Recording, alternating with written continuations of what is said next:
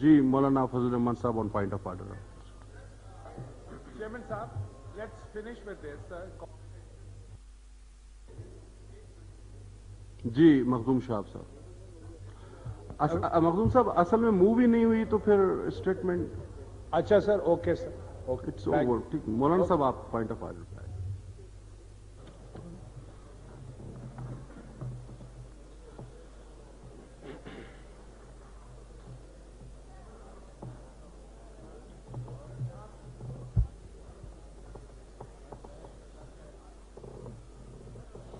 बिस्मिल्लाहिर्रहमानिर्रहीम. नहमदुहु व नुसल्ली अला रसूलिहिल करीम. अम्मा बाद. जनाब चेयरमैन, आज मैं एक ऐसे मौके पर आपकी वसातत से इस मुवक्कर ऐवान के सामने गुफ्तगू कर रहा हूं, जब हमारी जमात हुकूमती इत्तेहाद का हिस्सा नहीं रही है और हिज़्ब इख्तिलाफ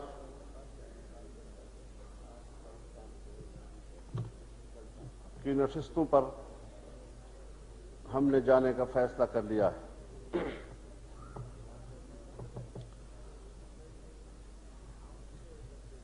हिज़्ब इख्तिदार से हिज़्ब इख्तिलाफ की तरफ या हिज़्ब इख्तिलाफ से हिज़्ब इख्तिदार की तरफ, ये पार्लिमानी तारीख भी है और पार्लिमानी रिवायात भी. लेकिन यकीनन इस तरह के एक बड़े फैसले के पीछे जरूर बड़े अवामिल भी हुआ करते हैं.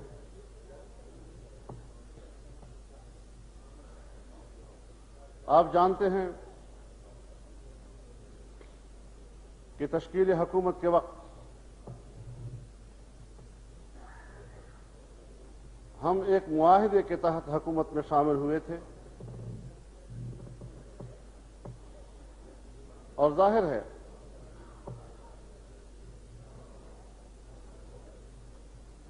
कि मुआहिदे में हर जमात की कुछ तरजीहात होती हैं और उन तरजीहात की बुनियाद पर जमातें फैसला करती हैं. मुझे इस बात का पूरा इदराक है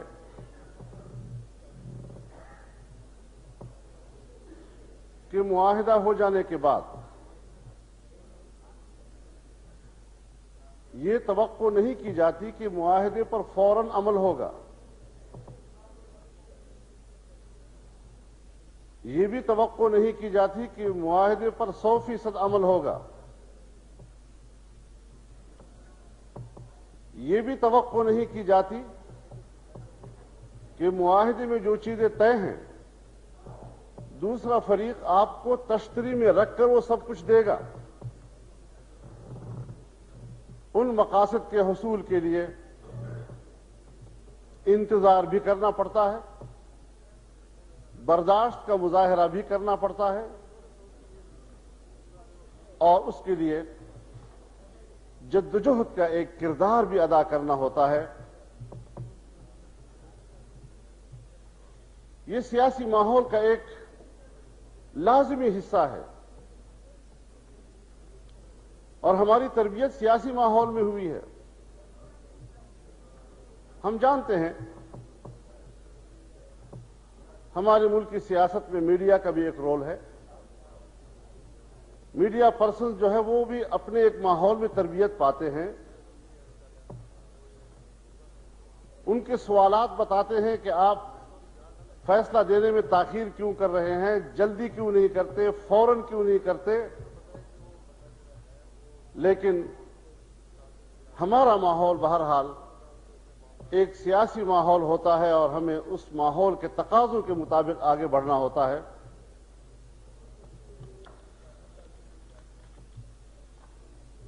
हमने इस हवाले से بھرپور طور پر یہ توقعات رکھی کہ اس میں پیش رفت ہو.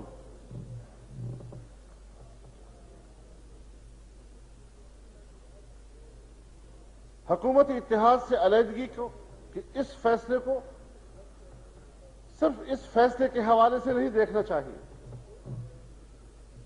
ہم نے پچھلے سال بھی علل اعلان یہ بات کہی تھی اور ہم نے 1-2 مہینے کا کی مہلت بھی دی تھی کہ اگر اس دوران اسلامی قانون سازی نہیں ہوتی، اگر اس دوران ہمارے معاہدات کے مطابق ہمیں مقاصد نہیں ملتے تو ہم الگ ہو جائیں گے.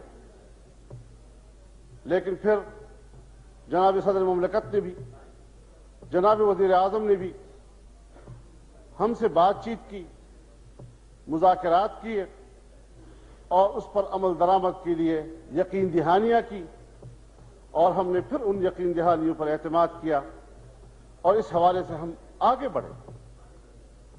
لیکن نتیجہ کیا نکلا؟ مجھے افسوس سے کہنا پڑتا ہے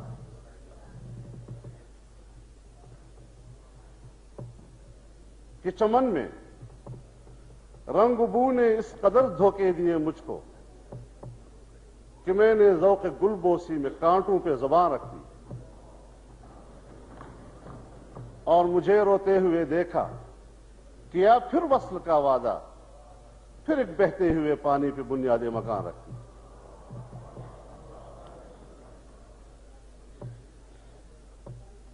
جناب چیئرمین، ہمیں اپنے وطن عزیز کی مشکلات کا ادراک بھی ہے اور احساس بھی ہے.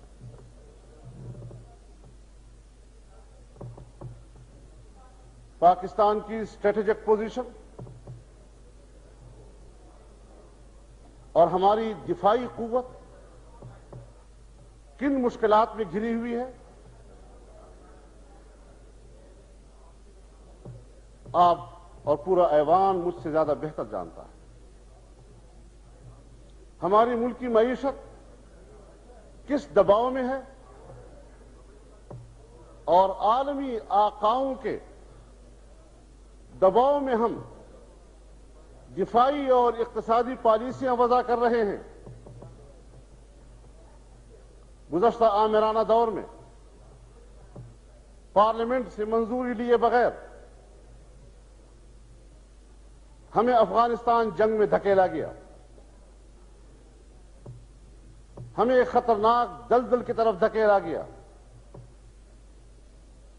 اور جب ایک جمہوری حکومت قائم ہوئی، آمریت کی چھتری ہٹ گئی، تو ہم نے اس ماحول میں حکمران جماعت کو پکارا، ان کو احساس دلایا، قدم قدم پر چھوٹے چھوٹے معاملات میں ہم کہتے ہیں یہ آمرانہ دور کا فیصلہ ہے، یہ ایک ڈکٹیٹر کی باقیات ہے، اس کا خاتمہ ضروری ہے.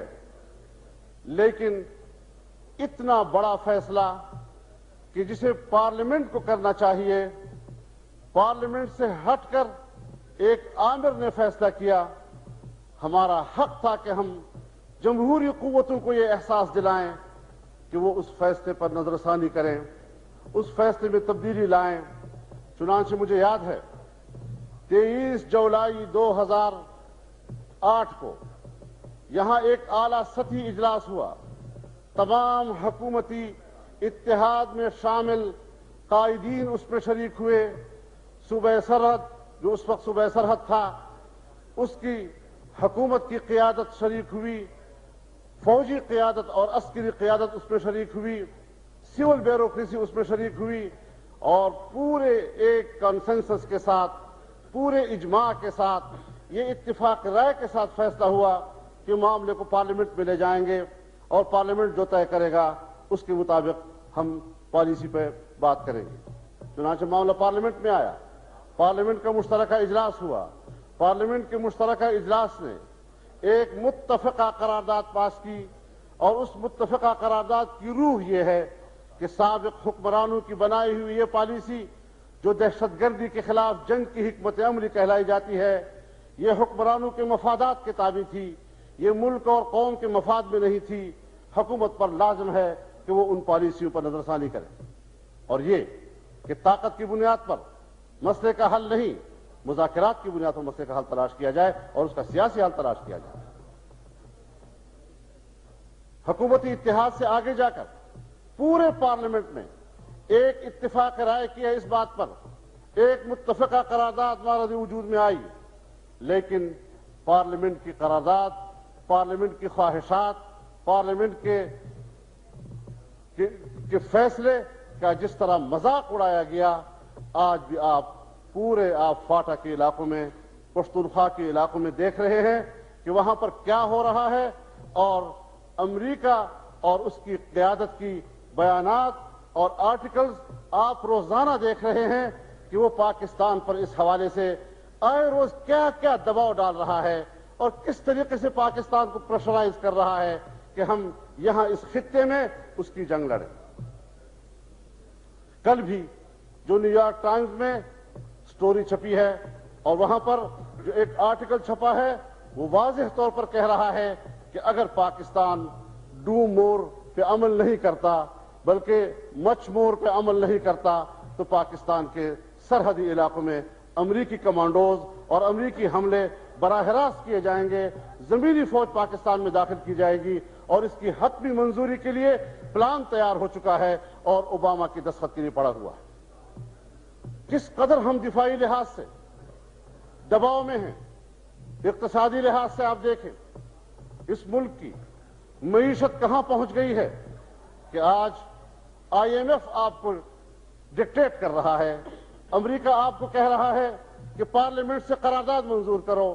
یہ جو آج آر جی ایس مسئلہ ہے، باہر کے دباؤ کی بنیاد پر ہم قانون سازیاں کر رہے ہیں، ہمارا پارلیمنٹ بین الاقوامی دباؤ میں ہے، ہماری حکومت بین الاقوامی دباؤ میں ہے۔ جب ملک دفاعی لحاظ سے بھی بین الاقوامی دباؤ کا شکار ہو جائے، اقتصادی لحاظ سے بھی ملک بیرونی دباؤ کا شکار ہو جائے، آپ بتائیں ملک کی آزادی کہاں چلی گئی، ملک کی خود مختاری کہاں چلی گئی، قوم کا عزت و وقار کہاں چلا گیا؟ آئے روز جو ہمارے اوپر حملے ہو رہے ہیں اور ہم کہتے ہیں کہ صاحب یہ تو دہشت گردی کے خلاف جنگ ہے۔ میں نے ایک مطالبہ کیا تھا، میرا دعویٰ شاید اس پر تو بحث کی جا سکے، میری تحقیقات پر تو شاید گفتگو کی جا سکے۔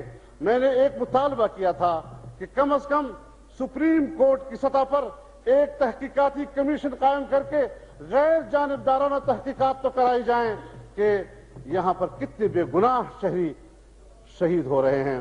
اور پھر جمعیت علماء اسلام کے بارے میں اس کا پورا کردار ایک کھلی کتاب ہے۔ ہم پارلیمانی لوگ ہیں، ہم جمہوریت کے لوگ ہیں، ہم مثبت جدوجہد پہ یقین رکھتے ہیں، ہم نے اس آئین کا حلف اٹھایا ہوا ہے، ہم ملک کے آئین اور قانون کے دائرے میں رہ کر اس مملکت میں زندگی گزارنے کے پابند ہیں۔ ہم اس بات پر یقین رکھتے ہیں کہ ہم نے اس آئین کے تقاضوں کو سامنے رکھتے ہوئے، آئین کے اور قانون کے اندر رہتے ہوئے اپنی جدوجہد مرکوز کرنی ہے، مسلح جدوجہد کی نفی کرنی ہے۔ ہم نے اس کے باوجود کتنے ہمارے گھر ہیں جو ہماری فوج کی بمباریوں سے تباہ و برباد ہو گئے، کتنے ہمارے مدارس ہیں، کتنے ہمارے مساجد ہیں جو ہماری بمباریوں کی وجہ سے منہدم ہو چکے ہیں۔ اگر ہندوستان میں ایک بابری مسجد کا مسئلہ پیدا ہوتا ہے، پوری امت مسلمہ اس کے لیے خون بہا دیتی ہے۔ ہندوستان کا مسلمان ایک مسجد کے لیے خون بہا رہا ہے، پاکستان کا مسلمان ایک مسجد کے لیے خون بہا رہا ہے، لیکن میری معلومات کے مطابق پاکستان کی پاک سرزمین پر مسجد کا پاک اور مقدس عمارت ہماری بمباریوں سے زمین بوس ہو گئے ہیں، تباہ و برباد ہو گئے ہیں۔ دینی مدارس کو اڑا دیا گیا ہے اور کہتے ہیں یہاں سے جی دہشت گرد گزرا تھا۔ میں دعوے سے کہتا ہوں، مجھے کہنے دیجئے کہ سوائے لال مسجد اسلام آباد کے پورے پاکستان میں ایک مسجد کی نشاندہی کر دی جائے کہ جس مسجد سے فوج پر فائرنگ ہوئی ہو، میں اس کی سزا بھگتنے کے لیے تیار ہوں۔ لیکن یہ کہ صاحب یہاں کوئی ٹھہرا تھا، یہاں کسی نے رات گزاری ہے، یہاں کسی نے چائے پی ہے، سانپ کی निशान को पीटा जा रहा है और शाम का ताक़ुब नहीं किया जा सकता। सिविल इलाकों में आज सूरत हाल यह है कि आज आपके मुल्क की सियासत पर क्या असरात मुरतब हो रहे हैं। जहां जहां पर फौजी ऑपरेशन है, बावजूद इन दावों के कि फौजी ऑपरेशन कामयाब हो चुका है, एक सिपाही को आप आज तक वापस नहीं कर सके उन इलाकों से। मुस्तकिल वहां पर फौज की मौजूदगी की आप यकीन दहानियां करा रहे हैं और दूर दूर तक उन इलाकों में सियासी अमल हमें नजर नहीं आता। सिविल हुकूमत का कंट्रोल मुकम्मल खत्म हो चुका है और एक पुलिस अफसर की तब्दीली के लिए भी कोर 11 से इजाजत लेनी पड़ती है। सूबाई गवर्नमेंट वहां पर एक पुलिस अफसर भी तब्दील करने का मजाज नहीं रहा है। जब सिविल गवर्नमेंट खत्म हो जाती है, उसका कंट्रोल खत्म हो जाता है और वहां पर एक गैर एलानिया मार्शल लॉ की कैफियत हो, रास्ते में चलते हुए लोगों को गोली मार दी जाती है कि साहब आप हमारे कन्वाय के 100 फुट के अंदर क्यों हैं। गाड़ियों को ब्रश कर दिया जाता है। एक दिन के अंदर 28 लाशें गिरी हैं सिर्फ इस बुनियाद पर कि आप रास्ते में सड़क के करीब क्यों खड़े थे। मेरे अपने घर में एक दोस्त रात को खाना लेके आया कि जी आप मेरे घर ना आए, रात का टाइम है, हम मेहमानों के लिए खाना आपके पास लाते हैं। खाना उतार के गाड़ी वापस गई, एक ड्राइवर एक उसका साथी, और वो ये भी नहीं कि फौज के आमने सामने आ रहा था, वो आगे और फौज की कन्वाई पीछे, और उसको गोलियां मार दी, एक को शहीद कर दिया, दूसरे को जख्मी कर दिया। हमारे उलमा के घरों पर ऐसी ऐसी बमबारियां हुई हैं कि वहां की खवातीन के जिस्म के टुकड़े मोहल्ले के घरों से इकट्ठे किए गए और बोरे में उन टुकड़ों को रखकर उसका जनाजा पड़ा गया। ये हमारी फौज ने हमारे साथ किया है। और जब मैंने आसिफ अली जरदारी साहब से अर्ज किया कि साहब बहुत जुल्म हो रहे हैं, इंसानी हुकूक पामाल हो रहे हैं, इंसानी हुकूक आपके अपने हाथों पामाल हो रहे हैं, तो मुझे जवाब मिलता है कि मैंने फौज से कहा है कि आप लोगों को मारें, अब मैं उनके हाथ पांव नहीं बांध सकता। आप खुद अंदाजा लगाएं हम खड़े कहां हैं। फिर भी हमारे तहम्मुल का इम्तिहान लिया जा रहा है, फिर भी हमें बर्दाश्त के दर्स दिए जाते हैं। मुल्क की मईशत का हाल यह हो गया है कि आज समझ में नहीं आ रहा कि हमारे मुल्क का गरीब आदमी कल क्या खाएगा। मुलाजिमीन की तनख्वाहें रुक रही हैं और हम मुसलसल मजबूर हैं कि हम आलमी कुव्वतों पर इन्हिसार कर रहे हैं। हम एक लम्हे के लिए पेशरफ्त नहीं कर रहे कि हम अपने पांव पर खड़े कैसे होंगे। और फिर जहां तक रही बात जमहूरियत की, देखिए जमहूरियत एक इन्वायरमेंट का नाम है, एक माहौल का नाम है। तमाम सियासी जमातें उनके जो भी नजरियात हैं, इस सियासी माहौल का फायदा उठाकर अपने मकासद के लिए जदोजहद करती हैं, उसको एक माहौल मिलता है। मुझे भी अजीज है इसीलिए कि मैं अपनी कास की जंग इस माहौल में बेहतर तौर पर लड़ सकता हूं। मैं अपने मकासद के लिए इदारों को इस्तेमाल कर सकता हूं। मैं इदारों की तरफ रुजू कर रहा हूं। मुझे हाथ में बंदूक लेने की जरूरत नहीं है। लेकिन यहां क्या हुआ कि अगर आईन तकाजा करता है कि मुल्क को शरीयत दी जाए, अगर आईन तकाजा करता है कि इस्लामी कानून साजी की जाए, और बारहा कहा गया कि इस्लामी कानून साजी आईन का तकाजा है, लेकिन यहां पर उल्टी बातें हुई। पिछली हुकूमत में सरहद की असेंबली ने हस्ब कानून पास किया तो अदालत के जरिए उसको सपुताश कर दिया गया। आप बताएं, जब हमारे जमहूरी इदारे लोगों को उनके अकीदे के मुताबिक निजाम नहीं देंगे और फिर लोग बंदूक उठा लेंगे, कसूर किसका है? बंदूक के जरिए शरीयत का मुतालबा गलत है, मैं भी तायद करता हूं गलत है, लेकिन जमहूर के जरिए, पार्लियामेंट के जरिए लोगों को कानून न देना और अपनी जिम्मेदारी का एहसास न करने, क्या यह जुर्म नहीं है? जब पार्लियामेंट शरीयत नहीं देती, जब असेंबली शरीयत नहीं दे सकती, क्या हमारे जमहूरी लोगों की यह जुर्म नहीं कि हम महसूस करें कि आखिर लोग बंदूक उठा रहे हैं तो हम भी तो मुजरिम हैं कि हम नहीं दे रहे लोगों को शरीयत? तो इस हवाले से भी हमें अपना सोचना चाहिए। आज लोग सड़कों पे आ रहे हैं इसलिए कि पाकिस्तान की इस्लामी रियासत में नामूस रिसालत महफूज नहीं है। اگر جمہوریت کا سوال آئے گا اس کے تحفظ کے لیے ہم پہلے بھی میدان میں رہے ہیں، آج بھی ہم میدان میں اترنے کو تیار ہیں۔ کوئی ڈکٹیٹر آئے گا سب سے پہلے ہم اس ڈکٹیٹر کے خلاف کلمہ بغاوت بلند کریں گے، لیکن عجیب بات یہ ہے کہ جمہوریت کا سوال آئے پھر تو ہم میدان میں رہیں، لیکن خود حکمرانوں کے ہاتھوں سے، جمہوری قوتوں کے ہاتھوں سے اگر شریعت غیر محفوظ ہو تو خیر خیریت ہے۔ اگر آپ مجھے جمہوریت کی بلاتے ہیں اور مجھ سے توقع رکھتے ہیں کہ میں اس پر لبیک کہوں تو پھر مجھے یہ بھی اطمینان دلایا جائے کہ کہیں آپ کے اپنے ہاتھوں سے اس ملک کے اندر شریعت اور ناموس رسالت غیر محفوظ تو نہیں ہے۔ اس کا جائزہ لینا ہوگا۔ میرے ہاتھوں جمہوریت کو خطرہ نہیں، آپ کے ہاتھوں شریعت کو خطرہ ہے۔ ہمیں تحفظ چاہیے۔ میں مطمئن نہیں ہوں اس صورتحال میں۔ ہم نے انتظار کیا، تحمل کا مظاہرہ کیا، آپ پر ایک مکھی بھی ہم نے لگنے نہیں دی۔ جب مشکل آئی ہم نے دوستی کا پورا تقاضا پورا کیا ہے، لیکن ہم دوستی میں چل سکتے ہیں۔ دوستی ہوگی، گلے بھی ہوں گے، شکوے بھی ہوں گے، ناراضگیاں بھی آئیں گی، راضی بھی ہوں گے، لیکن دوستی کے دائرے میں اگر دوستی کا دھاگا جس نے ہمیں باندھا ہوا ہے اس دھاگے کو بھی آپ کاٹ دیں تو پھر ہم دوست بن کر تو رہ سکتے ہیں، لیکن جناب وزیر اعظم ہم آپ کے گزارے بن کر آپ کے ساتھ چلنے کے لیے تیار نہیں ہو سکتے۔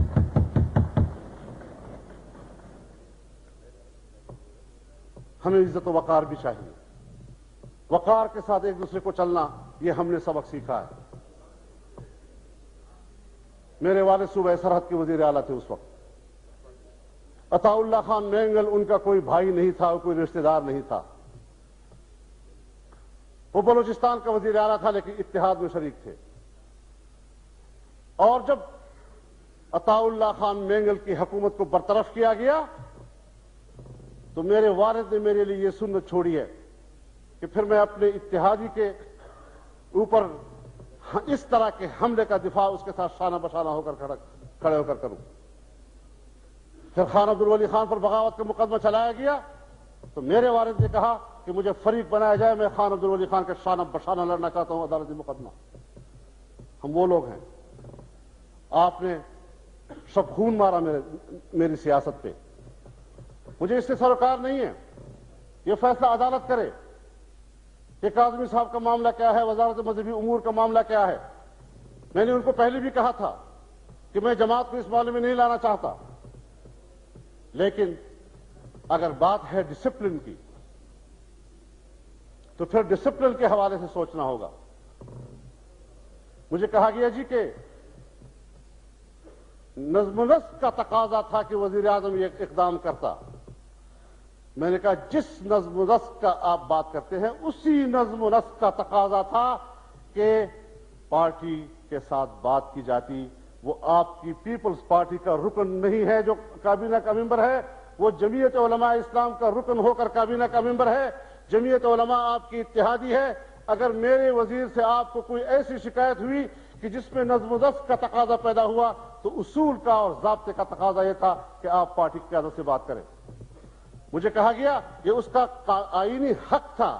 میں نے کہا آئینی حق جب ہم نے ان کو اٹھانے کے لیے بھی مجھے اعتماد میں لینا شرط ہے، یہ اس کا تقاضا ہے۔ وزیر اعظم بنایا تو اس وقت بھی ان کا آئینی حق تھا کہ اپنے پارلیمانی گروپ میں سے جس کو چاہے وزیر بنا دے، لیکن اس وقت وزیر لینے کے لیے تو میرے ساتھ کئی راتیں گفتگو ہوتی رہی، میرے ساتھ مذاکرات ہوتے رہے، میرے لیے وزارتوں کا تعین ہوتا رہا، میرے ساتھ وزیروں کا تعین ہوتا رہا، لیکن جب وزیر لینے کے لیے میری منظوری شرط ہے تو پھر اس کو